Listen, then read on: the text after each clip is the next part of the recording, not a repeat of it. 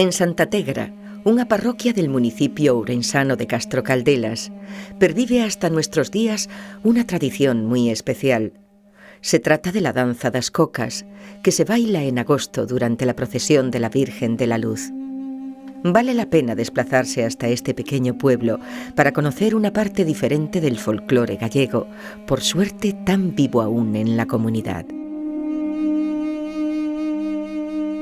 Nos encontramos en el valle de Abeleda, por el que transcurre uno de los afluentes del Sil, el río Edo, entre extensiones de bosque que parecen abalanzarse hacia sus aguas.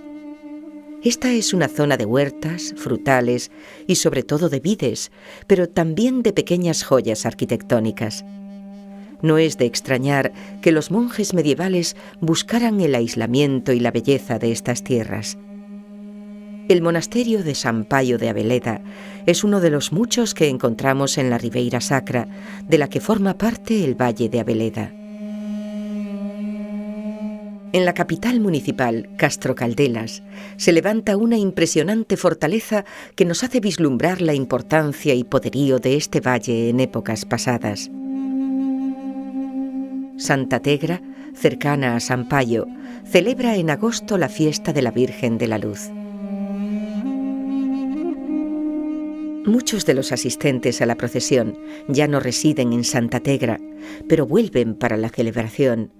Junto a los vecinos y visitantes esperan las cocas, dos gigantes de rostros coloridos, hombre y mujer, o, como dicen aquí, coco y coca. Comienza la procesión. Detrás de la cruz y el estandarte caminan las cocas, llevadas por dos esforzados vecinos.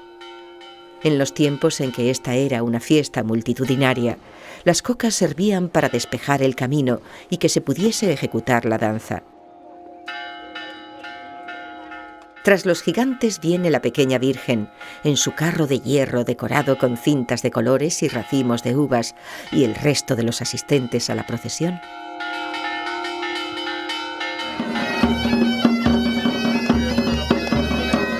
Tras unos cientos de metros los esperan las 8 danzantes, vestidas de blanco y con unos preciosos arcos de mimbre decorados con papel de colores en las manos. Con el sonido de las gaitas comienza la danza ante la Virgen. Algunos de los pasos se realizan sin romper las dos filas de danzantes que se mueven, por ejemplo, de delante a atrás. Entre cada uno de los pasos se realiza un movimiento llamado traspase, en el que las dos filas se cruzan varias veces, elevando y bajando los arcos. En muchos otros de los pasos se juega a romper las filas y a reconstruirlas antes de que llegue el siguiente traspase.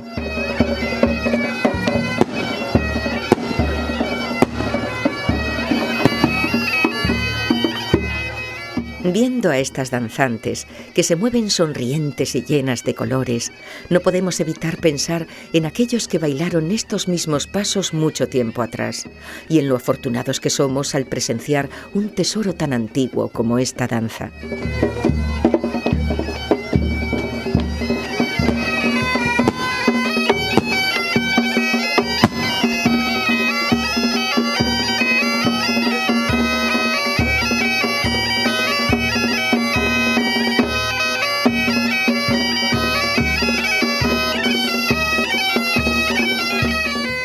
Cuando se acerca el final, se forma un coro en el que las danzantes se dan las manos y giran para volver de nuevo a sus posiciones originales en las dos filas.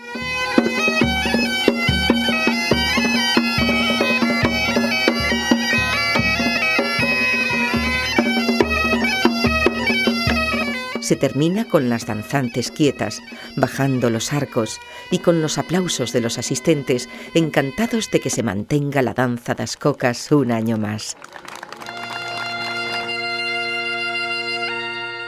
La procesión continúa y las cocas y danzantes van con ella. Las muchachas van vestidas como marca la tradición, de blanco, con faja roja y banda azul. Llevan corbata, pues la danza estaba en otros tiempos reservada a los hombres, aunque hoy todos pueden participar. La cinta de la cabeza se ata a la derecha o a la izquierda, dependiendo de la fila en la que bailen. Los arcos que llevan en las manos dotan de color a la procesión, que también se ve amenizada por la música, los fuegos y las campanadas. La atmósfera es agradable y todos están felices de participar. Cuando vuelven a la iglesia, las danzantes forman un túnel con sus arcos para que la Virgen y toda la procesión pasen por debajo.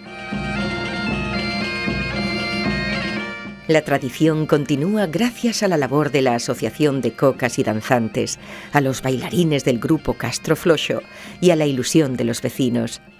Santa Tegra nos recibe con los brazos abiertos en un entorno inigualable para tener una experiencia diferente en los largos días de agosto. Esperemos que esta fiesta y su danza sigan vivas durante mucho tiempo.